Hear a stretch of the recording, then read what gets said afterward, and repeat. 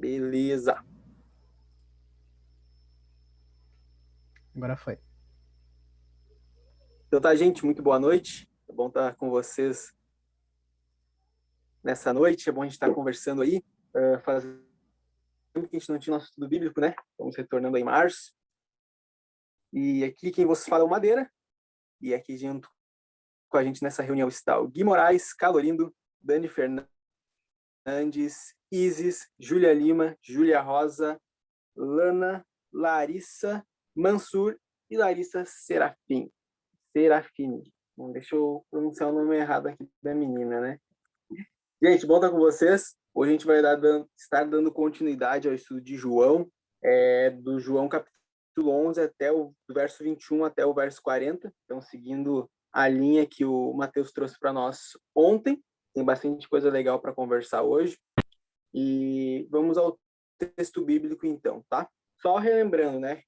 Contextualizando o que aconteceu nesse episódio que a gente vai estar lendo hoje. Jesus, né? Ele vai, junto com seus discípulos, com seus seguidores, ao encontro de uma família, né? Mais especificamente Marta e Maria, e ao que tudo indica, eles estavam indo a um velório, né? A um funeral, e a princípio o pessoal achava que o motivo da ida de Jesus era para consolo, né? Só que nós vamos ver isso, vocês já sabem que não foi somente consolar, mas Jesus foi mostrar a glória de Deus sendo revelada nessa cura, né? Que a gente vai estar vendo hoje. E também pegando um pouquinho no dia de amanhã. Começando então ali o nosso texto bíblico, a palavra de Deus a partir do verso 21, tá? João capítulo 11, verso 21. Então, Marta disse a Jesus: se o Senhor estivesse aqui, o meu irmão não teria morrido. Né? Marta, ela sabia que Jesus, de alguma forma, poderia realizar um milagre na vida do seu irmão. Ela possivelmente já presenciou isso em outros momentos, e quando ela vê o mestre, ela já declara: olha, se o Senhor estivesse aqui, de alguma forma não haveria morte. Se o Senhor estivesse aqui, se o Senhor não tivesse chegado um pouco depois, eu sei que meu irmão não estaria morto. E essa declaração é uma declaração de alguém que de alguma forma cria em Jesus. E a gente vai ver isso mais à frente, como que isso é evidenciado na vida de Marta, tá? Ali no verso 22. Mas também sei que mesmo agora, tudo que o Senhor pedir a Deus, ele concederá. Aqui ela já fala, né? Mesmo agora, mesmo que meu irmão já esteja morto, mesmo que já esteja, já não esteja entre nós, eu sei que ainda agora o Senhor pode fazer um milagre. Então ela continua demonstrando que há uma fé nesse coração na vida de Marta, né? E aí no verso 23, Jesus disse a ela: o seu irmão há de ressurgir. Ao que Marta respondeu: eu sei que há de ressurgir na ressurreição, no último dia. E aqui ela demonstra, né, um entendimento que está coerente com tanto dos fariseus daquela época, quanto o ensino de Jesus, quanto aquilo que nós cremos hoje. Que, de fato, né, nós iremos ressuscitar naquele último dia, só que o que a gente vai ver, é interessante perceber, é que Jesus estava aprofundando, né? Marta, ela achava que isso estava se referindo a uma realidade somente futura, quando Deus queria mostrar uma realidade presente, né, de ressurreição na vida de Lázaro. Lá, se vocês forem olhar em João capítulo 5, lá no verso 25, diz o quê? Em verdade lhes digo, que vem a hora, e já chegou, em que os mortos ouvirão a voz do Filho de Deus, e os que ouvirem viverão. Então, olha que interessante, né? Isso aí eu peguei um outro capítulo ali também do livro de João, e é interessante quando ele fala isso, né? Vem a hora, ou seja, vai chegar a hora, e ao mesmo tempo ele diz, e já chegou. É o que a gente já estudou em alguns outros estudos, a questão do já e ainda não, né?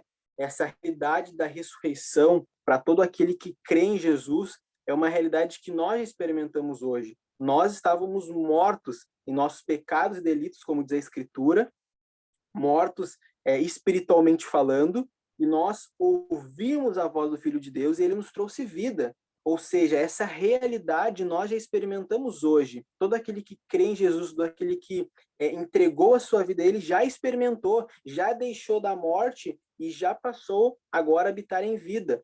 Mas também uma realidade que irá de chegar, né, como a gente viu em João 5, e como também é uma realidade que Marta cria e que Jesus nos ensina isso ao longo da Escritura, que também se refere à eternidade, ou seja, nós desfrutarmos da presença de Deus por toda a nossa eternidade. Então, é uma realidade que nós já vivemos isso de certo modo, o fato de sairmos da morte para a vida, né? A morte espiritual que nós tínhamos e agora passamos a viver em novidade de vida, mas também de forma muito mais profunda numa eternidade junto com o nosso Senhor. Então aqui a gente vai ver que Marta ela pensava somente na realidade futura, mas Jesus queria ensinar algo já na realidade presente para ela e para todas aquelas pessoas que estavam nesse momento de luto. Então, a gente vai seguindo vendo o desenrolar dessa história, né? Aí no verso 25, então Jesus declarou: eu sou a ressurreição e a vida. Quem crê em mim, ainda que morra, viverá. Essa declaração que a gente vê ao longo de tanto no Antigo Testamento quanto do Novo. O eu sou, né? Eu sou a ressurreição e a vida. Eu sou aquele que venceu a morte. Eu sou aquele que nada pode parar os meus propósitos. Aí eu estava meditando sobre esse estudo e eu me lembrei de Jeremias. Jeremias, lá no capítulo 32 verso 27. Eis que sou o Senhor, o Deus de toda a humanidade. Será que existe algo demasiadamente difícil para mim? Não tem como a gente não associar, né, passagem da Escritura com esse estudo de João capítulo 11, porque, novamente, né, Jesus de forma explícita declara aquilo que conforta o nosso coração ainda hoje, né? Eu sou a ressurreição e a vida. Quem crê em mim, ainda que esteja morto, viverá. E a gente já viu que essa realidade do estar morto pode ser uma realidade que já é vivida hoje na nossa vida. Nós deixamos de ser morto, de estar morto espiritualmente para termos vida, mas também de forma muito mais profunda, uma vida de desfrutar da presença de Deus por toda a eternidade. E aí no verso 26 ele segue dizendo: e todo o que vive e crê em mim não morrerá eternamente. Você crê nisto? Ali no verso 25. Ou seja, aquele que segue, aquele que completa a carreira da fé, triunfará com Cristo. Lá em 2 Timóteo, no capítulo 2, verso 11, fala: fiel é esta palavra, se já morremos com ele, também viveremos com ele.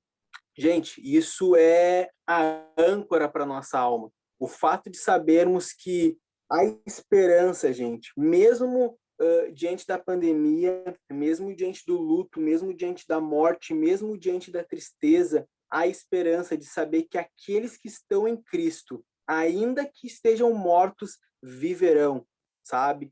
É como, parece até uma redundância falar isso, mas a vida não acaba com a morte, né? A vida não, nós que cremos no Senhor sabemos disso. A vida não acaba com o fim da nossa existência nessa terra. E nisso que está o nosso coração, nisso que deve ser a âncora da nossa alma. E a gente pensa, né? Como é que eu vou ter esperança? Poxa, é pandemia, tá tudo fechado, eu parei as aulas, talvez o meu pai perdeu o emprego. Como que eu vou ter esperança diante dessa realidade caótica? Eu olho para Salmo 121 e eu gosto muito desse texto. Lá no verso 1 ao verso 2 fala, né? Eu olho para os montes. De onde virá o meu socorro? O salmista faz essa pergunta, né? E ele diz: o meu socorro vem do Senhor que fez os céus e a terra. O meu socorro vem daquele que é a ressurreição e a vida. O meu socorro vem daquele que venceu a morte e diz que aqueles que estarão com ele também vencerão. Então, gente, isso é uma verdade que tem que estar enraizada no nosso coração. É o fato de sabermos que se estamos com Cristo, nada mais nos impede, nada mais nos prende nessa vida. E aí tem lá em Romanos capítulo 14, né, no verso 8, que fala: se vivemos, é para a glória do Senhor, e se morremos, é para a honra do Senhor. Portanto, quer vivamos, quer morramos, pertencemos ao Senhor. Isso deve ser onde a gente apoia a nossa esperança, principalmente em dias como esse. E a gente vai ver isso de forma mais profunda mais à frente. Lá no verso 27, Marta respondeu: Sim, Senhor, eu creio que o Senhor é o Cristo, o Filho de Deus que deveria vir ao mundo. Ou seja, né, aqui Marta, é interessante que ela demonstra que não somente cria, né, ela responde o Senhor dizendo: não, eu creio que o Senhor é o Cristo, mas ela fala também: eu creio que naquele que deveria vir ao mundo. Ou seja, eu creio também na missão. Eu creio que o Senhor é o Cristo, mas eu creio que o Senhor também veio ao mundo para um propósito. E se a gente olhar lá em Mateus, a Bíblia fala que quando Jesus está subindo aos céus, ele diz o que ele espera de nós, né? Ou seja, ir ao mundo, pregar o evangelho, batizando as pessoas em nome de Jesus, e ele fala também de ensinar, né? Ensinar as pessoas a guardar todas as coisas que ele tinha ordenado.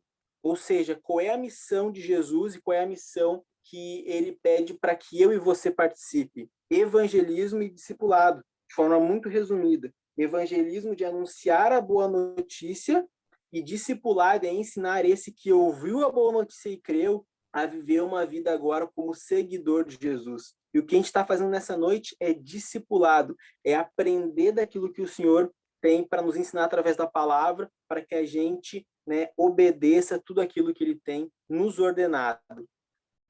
Olha só o que diz lá no verso seguinte, então no verso 28. Depois de dizer isto, Marta foi chamar Maria, sua irmã, e lhe disse em particular: o mestre chegou e está chamando você. Quando Maria ouviu isso, levantou-se depressa e foi até ele, pois Jesus ainda não tinha entrado na aldeia, mas permanecia onde Maria o havia encontrado. Aqui, gente, demonstra, né, a ação de todo aquele que é discípulo, todo aquele que é seguidor de Jesus. Ao ouvir a voz do seu mestre, correr em direção a ele, né, com o coração que deseja ouvir as palavras do nosso bom pastor, ouvir as palavras daquele que é a ressurreição e a vida. E aí a gente vê, né, que Maria, ela larga tudo que está fazendo e sai literalmente em uma pressa, correndo. Eu consigo imaginar essa mulher correndo em direção ao mestre para, de fato, ouvir, para ver aquilo que ele tinha para aquela família e para ela em especial, né? E o verso 31 fala: os judeus que estavam com Maria em casa e a consolavam, vendo levantar-se depressa e sair, seguiram-na, pensando que ela ia ao túmulo para chorar. Quando Maria chegou ao lugar onde Jesus estava, ao vê-lo, lançou-se aos seus pés, dizendo: se o Senhor estivesse aqui, o meu irmão não teria morrido. Vocês observam que é a mesma frase que Marta disse alguns versículos atrás, né? Se o Senhor estivesse aqui, o meu irmão não teria morrido. Mas qual é a diferença, gente? Qual é a diferença de Marta para Maria? Aqui fala que Maria se jogou aos pés de Jesus. Olha que loucura, gente. O luto, a tristeza, a morte não impediu Maria de ser uma adoradora. Muito pelo contrário, serviu como impulso, né? Como diria Pedro, né? Para onde iremos, Senhor, se só tu tens as palavras de vida eterna? Maria entendeu isso quando a primeira coisa que ela fez é se jogar aos pés do mestre, se jogar aos pés daquele que o único que poderia dar consolo para a alma dela, o único que poderia dar conforto diante daquela tristeza, diante daquele sofrimento. Então, Maria demonstra que nem mesmo a dor do luto, da saudade, da morte, da tristeza poderiam impedir ela de amar o seu Senhor. E aí o verso 33. Quando Jesus viu que ela chorava e que os judeus que a acompanhavam também choravam, agitou-se no espírito e se comoveu. Ali no verso 33. Eu estava olhando, me chamou a atenção, né, quando estava preparando esse estudo, que esse comoveu de Jesus, no original, é uma palavra que é muito forte, é uma palavra que expressa indignação, ira. E alguns estudiosos têm levantado, né, o porquê que Jesus talvez se irou ou se indignou, por que ele se comoveu. E aí algumas razões que alguns teólogos, estudiosos do texto original levantaram, né? Primeiro, poderia ser o fato da Madeira. indignação diante... Oi? Só uma pergunta, a gente tá no 33, né? No verso 33, né? Isso, 33. É 33. que, é que meu computador travou, como eu tô gravando e compartilhando tela, e meio que travou pra mim, eu não consegui escutar por um tempo. Uhum. Tá, valeu. Verso 33. Tá. Então, poderia ser uma indignação pelo fato de ver aquela situação de tristeza, né? Pelo fato do pecado, pelo fato da morte. O pecado que gera morte, consequentemente a tristeza. Poderia ser o fato de Jesus conhecer o coração daquelas pessoas e daqui a pouco considerar que aqueles judeus que estavam chorando ali era um choro daqui a pouco de falsidade ou não era um choro real. Poderia ser também o fato de Jesus estar, de alguma forma, sendo lembrado do sofrimento que ele iria passar na cruz, como também poderia ser uma indignação, né, uma inconformidade com o fato de muitos daqueles que estariam ali presenciando e vendo o milagre de Jesus, logo depois estariam o negando quando ele fosse crucificado. Mas, né, aquilo que o texto bíblico não diz com certeza, nós não podemos falar com clareza, mas eu achei interessante levantar isso para vocês também, porque essa palavra comoveu-se no original é um sentido muito forte, né? Mas vamos seguir ali no verso 34. E perguntou, onde vocês o puseram? Isso é Jesus, tá? Perguntando, onde vocês o puseram? Eles responderam, Senhor, venha ver. E o verso 35, que é o verso mais curto da Bíblia, fala que Jesus chorou.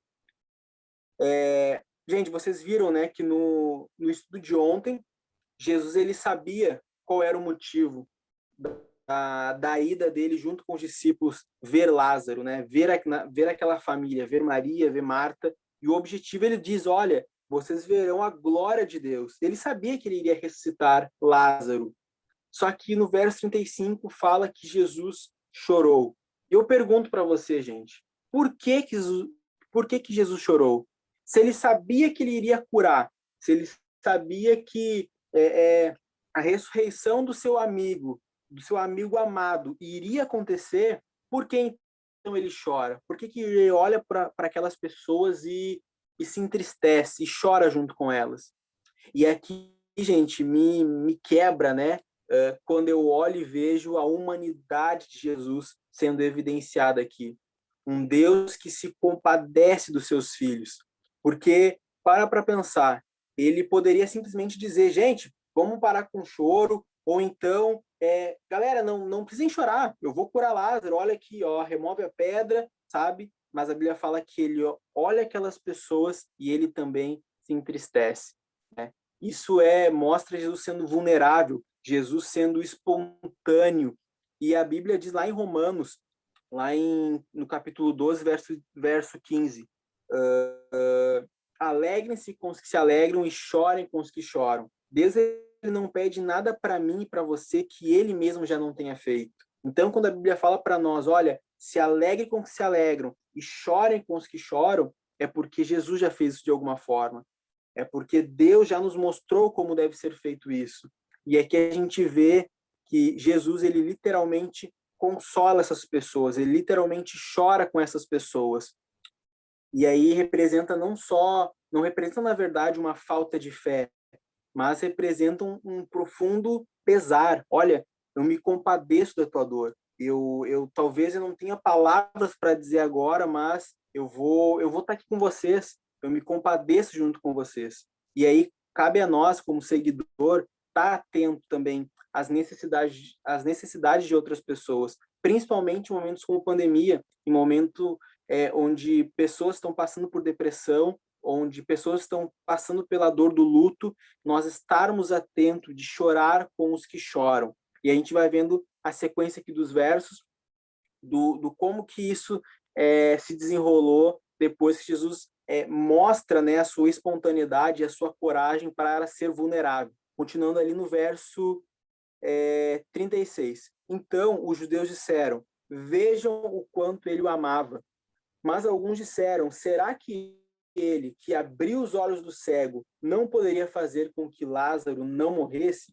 Talvez é o questionamento que eu e você teria naquela situação. Poxa, Jesus já fez tantos milagres, não poderia ele fazer também mais um? Não poderia ele curar o seu amigo?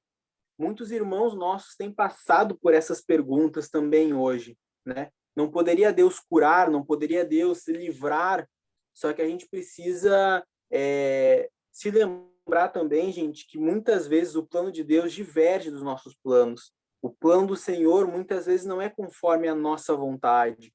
E aí a pergunta que fica para mim e para você é se a gente consegue ser como Maria, que antes mesmo de ver a ressurreição do seu irmão, antes mesmo de ver a cura de Deus sobre a vida do seu irmão, ela se joga aos pés do mestre, como quem diz: para onde irei? Para onde irei? Só tu tem o conforto, o consolo para minha alma. Então Maria, ela se joga nos pés de Jesus, como nós vemos no versículo anterior, e isso me faz pensar sobre a minha vida também, se nós conseguimos ser adoradores de Deus, mesmo quando a vontade do Senhor diverge da nossa. Seguindo aí no verso 38. Jesus, agitando-se novamente em si mesmo, foi até o túmulo, que era uma gruta em cuja entrada tinham colocado uma pedra. Então Jesus ordenou: tirem a pedra. Marta, irmã do falecido, disse a Jesus: Senhor, já cheira mal, porque está morto há 4 dias. E aí no verso 40, Jesus respondeu: eu não disse a você que se cresce, veria a glória de Deus? E aí olha que paradoxo, né? Marta, ao mesmo tempo que nós vimos no versículo anterior, lá no início, que ela cria, que ela disse, né, com a sua boca: eu creio no Senhor, eu creio que você é o enviado de Deus.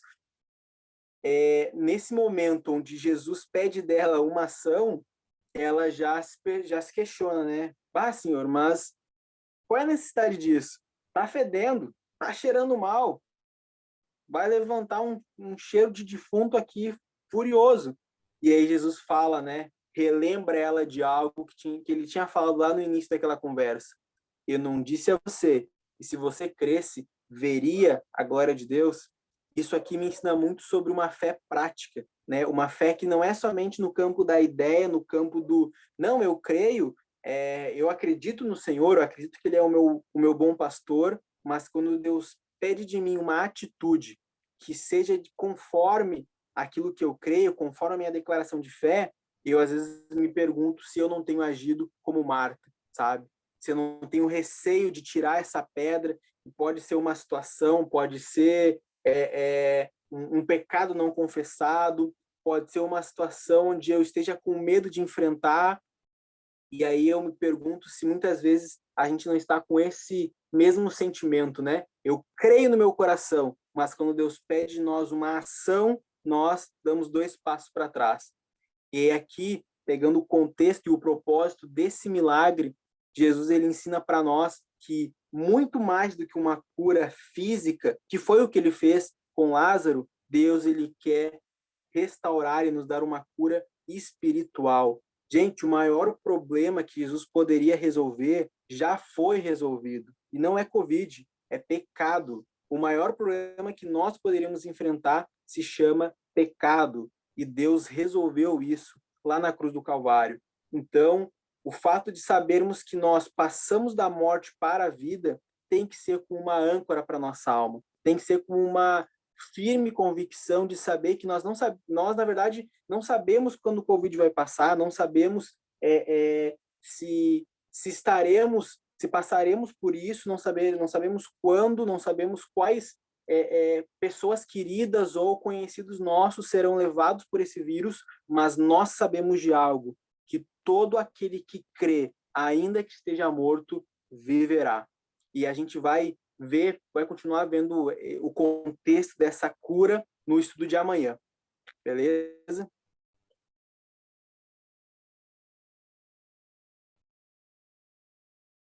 Aí, terminou de gravar?